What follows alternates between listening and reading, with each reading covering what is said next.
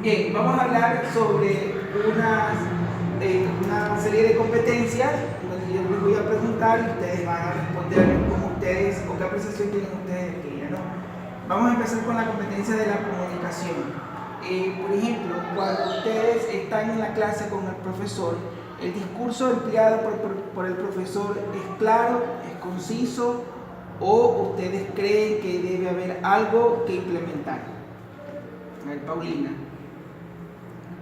Pero refiriéndose a sus clases. No, en general, en contexto general. Tú estás en una clase, el profesor comienza a dar la clase, estamos hablando de la competencia comunicativa. El profesor habla y desde tu perspectiva tú crees que es importante que el discurso empleado por el profesor sea claro. Sí, claro que sí es importante. O sea, yo intento que el profesor me aclare todas las dudas. Y hay algunos profesores que sí se explican un poco más que otros, pero mis dudas sí las aclaran. Okay. ¿Tú qué crees, Ashley? Que la comunicación, el proceso entre estudiante y profesor se puede facilitar si dentro de la comunicación utiliza las tecnologías de la información y la comunicación, o sea, las TICs. Yo pienso que sí, porque, o sea, como nuestras clases siempre utilizan PowerPoint, entonces eso siento que me ayuda como que a... O sea, mientras usted habla, yo veo la diapositiva y es como que los dos se conectan y me hacen entender mucho más. ¿Tú qué crees, Alejandro? Había una vez que trajo de la paletita para cambiar las diapositivas y señalar esa herramienta tecnológica me parece muy buena. No tiene que estar cambiando. Bien. O sea, Jordi, ¿tú qué? Hay personas como que más visuales, o sea, pueden aprender más rápido si ven algo en una pantalla o algo así. Como por Se les colores. queda más, ajá. Por colores. ¿Tú qué crees, Jordi? Por ejemplo, imagínate un profesor que no utiliza diapositivas y que solo se dedica a escribir en el pizarrón. ¿Tú qué crees en eso? Que la incorporación de las tecnologías de la información y comunicación podría mejorar la competencia comunicativa de ese profesor hacia los estudiantes.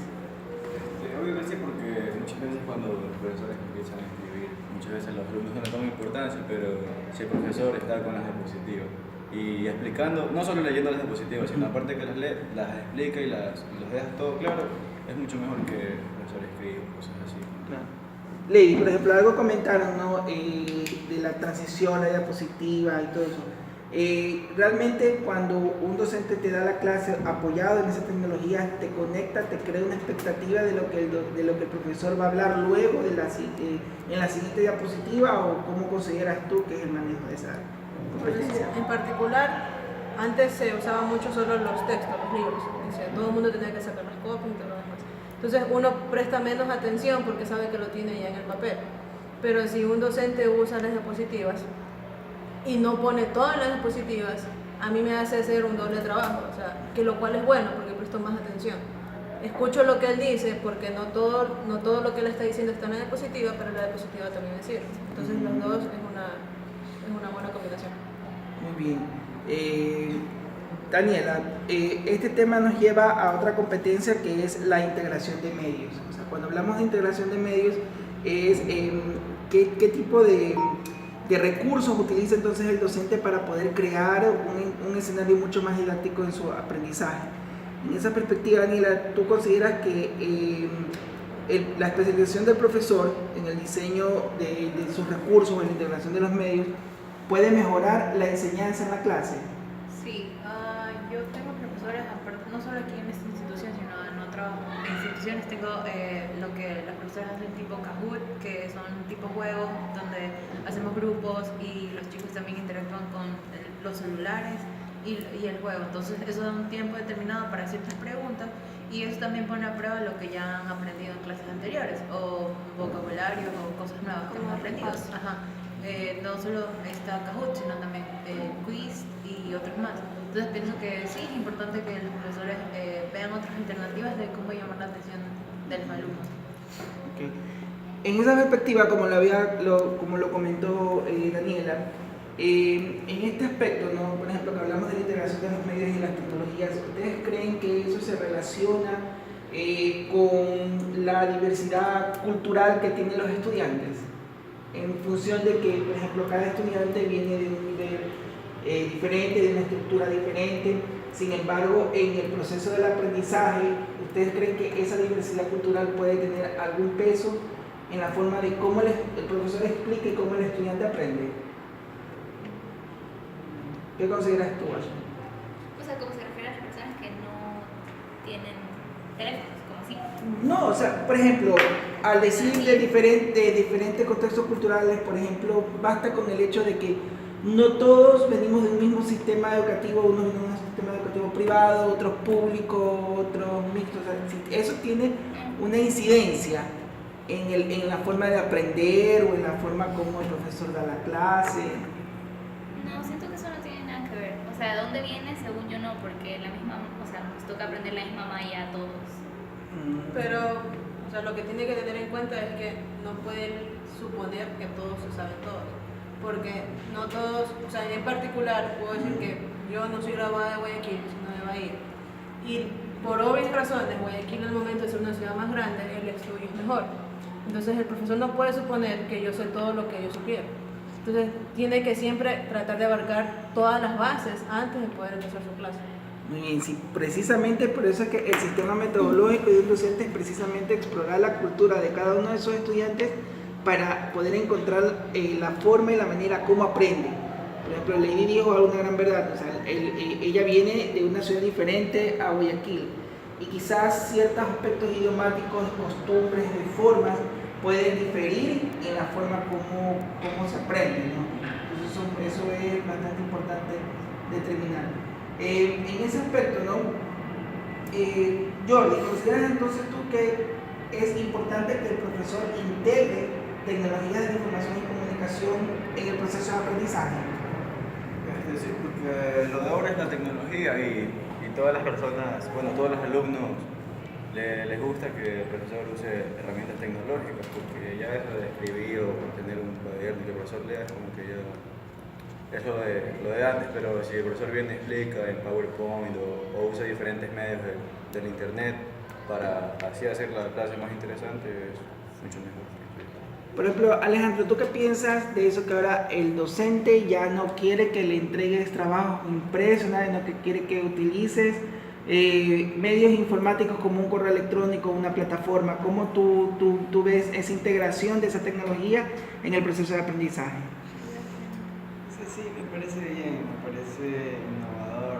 En algunos casos, a veces un poco molestoso, pero hay que acostumbrarse. Ya, por ejemplo, la MIGEL CICER nos hace hacer, o usted también, exámenes así en línea.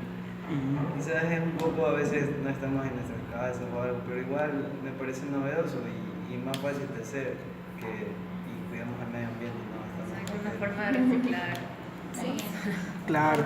No, es que siempre todo cambio genera resistencia, ¿no? Y a veces el estudiante se siente más seguro con el papel y que de pronto un dispositivo electrónico o se siente más seguro de que no, es que yo entregué el papel, el deber en físico al profesor, que mandarlo por un correo, por una plataforma en donde puede perderse, en teoría, ¿no?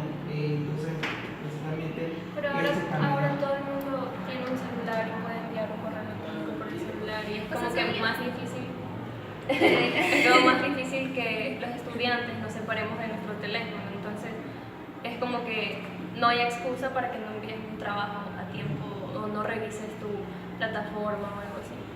Sin embargo, la pregunta es, ¿creen ustedes que algunos de ustedes, compañeros, todavía tiene una limitada competencia informática? Sí, definitivamente sí. ¿Y por qué crees que se debe eso? Por decir, con respecto a lo que es contabilidad o cosas así, si nos mandan a hacerlo en Excel, muchos no saben cómo hacerlo.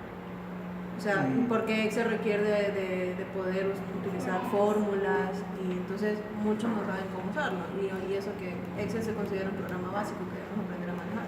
Deberíamos saber manejar porque ya no se puede entrar a ninguna institución o trabajo si no se saben ese tipo de programas. ¿Tú qué crees, Daniel? O sea, ¿tú has evidenciado o has visto algún compañero o que tú puedas decir si tenemos una limitada competencia informática?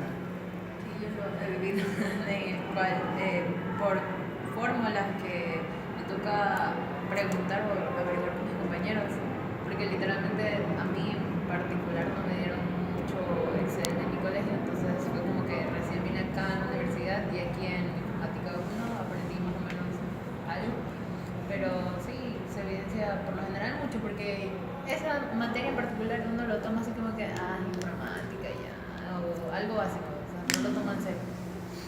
Bien, vamos a movernos ahora a otra competencia que es la intercultural. La pregunta o el tema es, ¿el profesor tiene presente la atención a la diversidad cultural de los estudiantes en los momentos fundamentales del proceso de enseñanza y aprendizaje? O sea, ¿ustedes sienten que cuando están aprendiendo el profesor sí hace énfasis o sí revisa la diversidad cultural en el proceso de enseñanza-aprendizaje? O sea, ya lo habíamos tocado anteriormente, ¿no? Por ejemplo, vemos que aquí tenemos compañeros que son de diferentes ciudades, entonces ¿creen o consideran ustedes o creen que los docentes no se fijan mucho en ese aspecto? Sí, la mayoría de docentes en sus inicios de clase preguntan de qué provincia vienen, o si todos ¿Cuál es son el de que aquí, de qué colegio nos graduamos. O sea, los docentes sí tienen claro, quieren saber sobre nuestra cultura. ¿Y cómo creen ustedes que el profesor inserta el aspecto de diversidad cultural en el desarrollo de la clase? O sea, ¿cómo...? Por decir, cuando vimos una clase con una Miss Paola, ella nos hacía tratar de hacer los ejemplos o los casos en clase respecto a los lugares de donde éramos. Muy bien. Entonces, esa era una buena forma de tratar de integrar una parte de nuestra cultura. O si no van a explicar las clases, me preguntaba, ¿y usted dónde es? Como a Jordi siempre preguntaba por qué él era profesor. Y dar ejemplos sobre de dónde viene. Sí, es que precisamente en eso, ¿no? Cómo integrar la parte de diversidad cultural es preguntar en primera instancia de dónde proviene el estudiante para poder entender cuál es su escenario cultural, porque muchas veces también al pretender o creer que el grupo es homogéneo, podemos caer en situaciones que pueden lesionar también el background cultural de la persona.